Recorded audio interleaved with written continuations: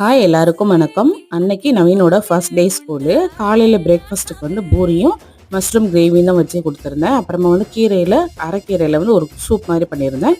கீரையை நல்லா கட் பண்ணிவிட்டு அது நல்லா ஜீரகம் பூண்டு இதெல்லாம் போட்டு சின்ன வெங்காயம்லாம் போட்டு அவிச்சிட்டு அது வந்து சூப் மாதிரி கொடுத்துடலாம். இது கீரை பிடிக்காத குழந்தைங்க நல்லா சாப்பிடுவாங்க.